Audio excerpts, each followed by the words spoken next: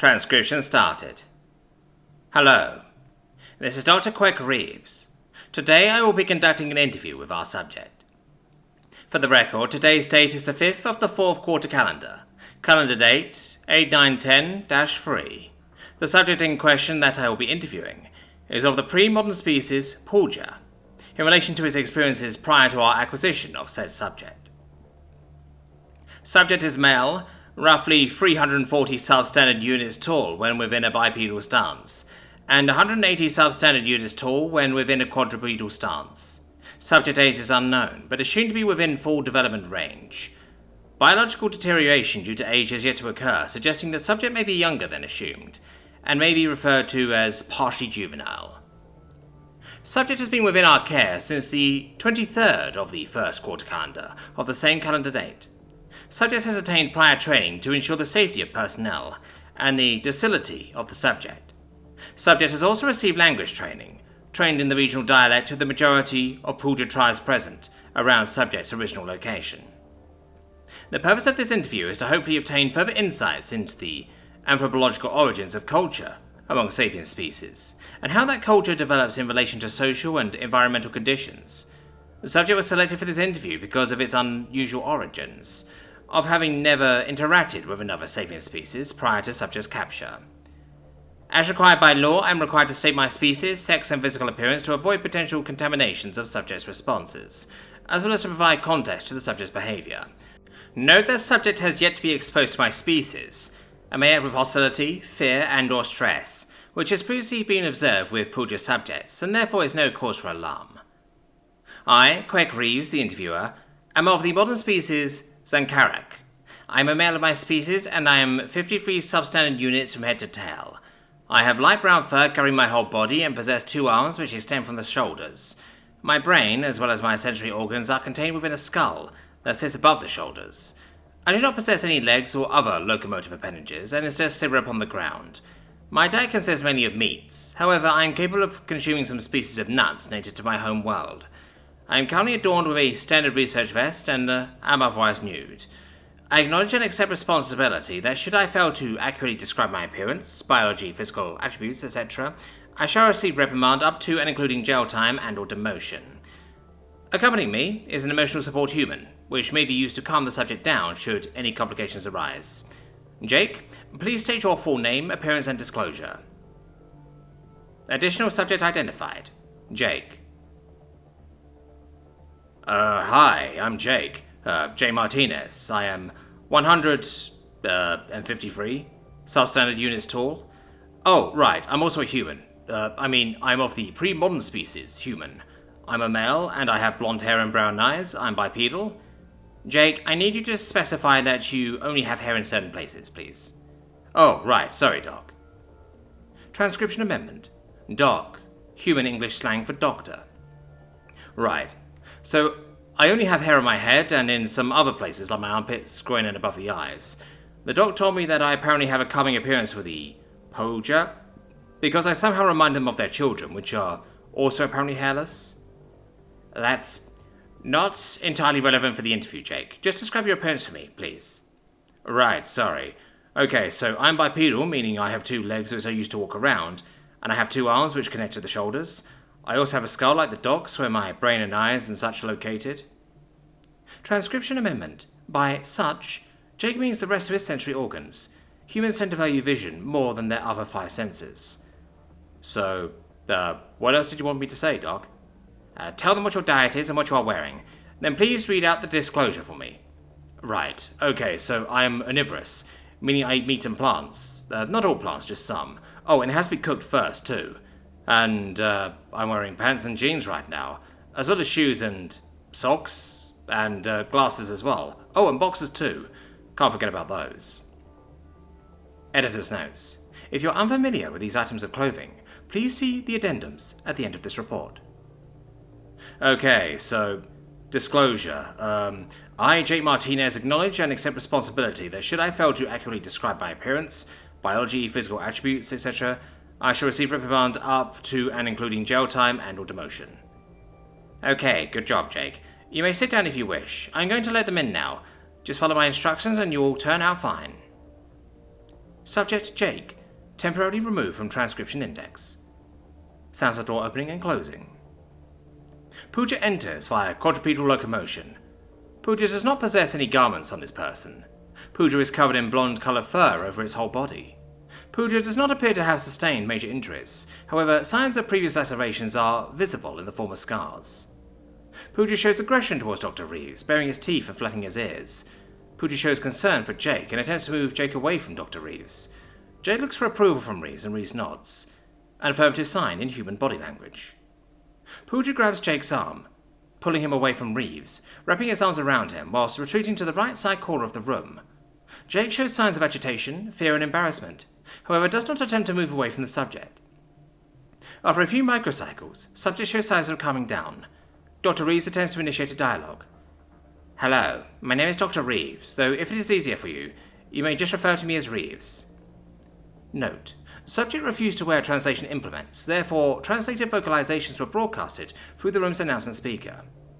Subject refused to respond. I assure you, I am not here to cause harm. Your friend there is named Jake. Do you have a name? Subject looks down at Jake with confusion. Jake smiles back and waves, a human greeting. Jake shows signs of moderate worry. Subject looks back to Dr. Reeves. Subject speaks. Name? Subject shows signs of not understanding. Yes, your name. Do you call yourself anything?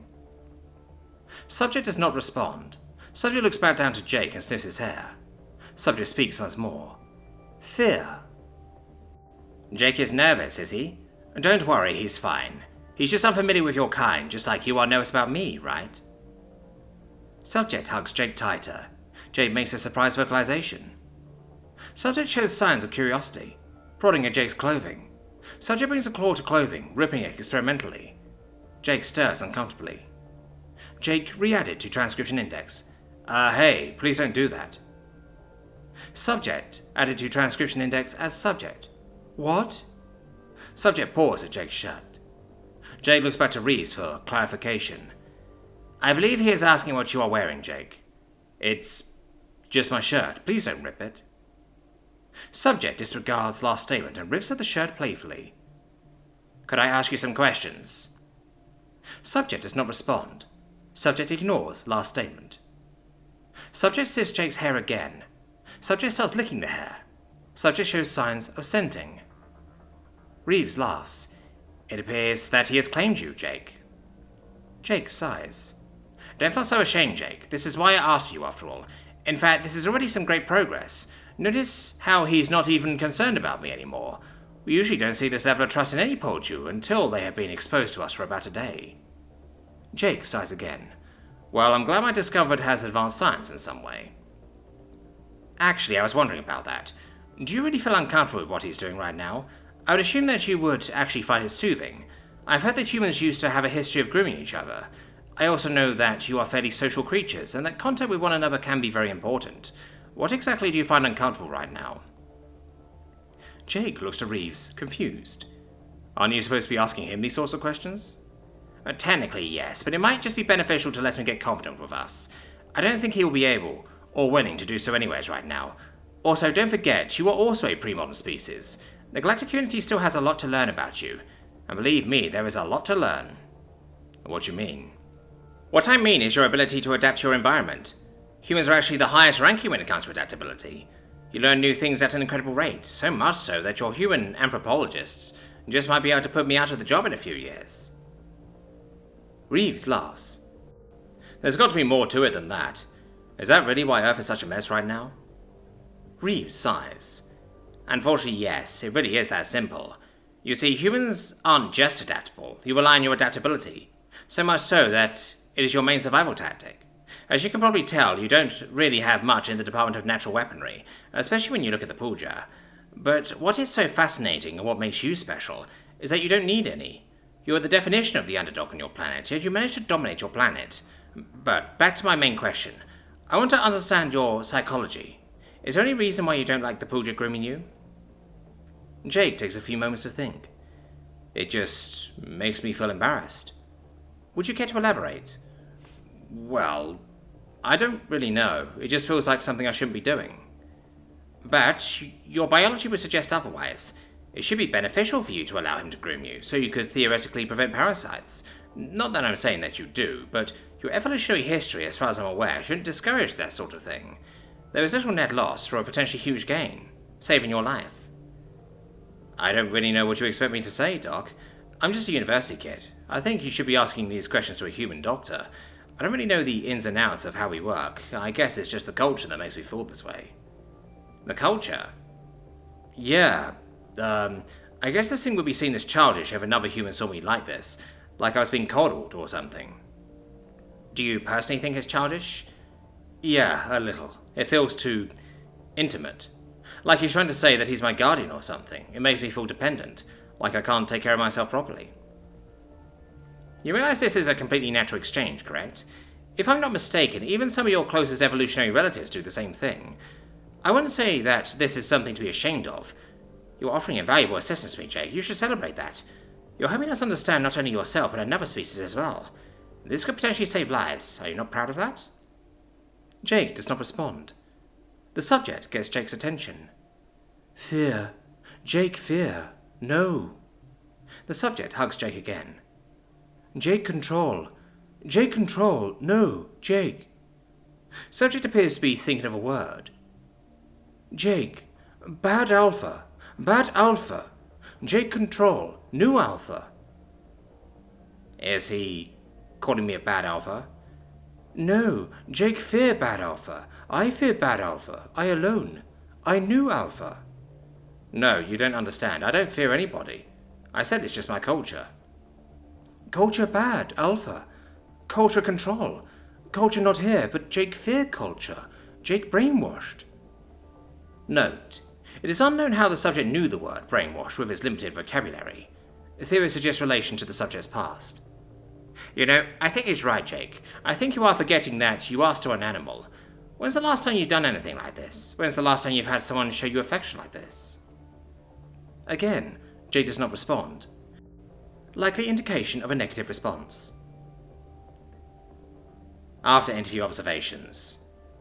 Whilst the original purpose of this interview was largely a failure, valuable insights into the human mind have been obtained. It appears that humans are not entirely the rational creatures we often assume them of, because of their staggering technological progress. Several instances in this interview did I question the mental health of Jake, as much of his behaviour as either disregarded or acted defiantly towards his nature. It has been proven that acting in such a way can be troublesome for many sapient species in the galactic community, causing unnecessary sadness, resentment, or stress in an individual. Much of what I observed regarding Jake's cultural misgivings were neither obstructive, detrimental, or malicious towards me, nor the Pooja, which brings into question why human culture developed in such a way to discourage these behaviours.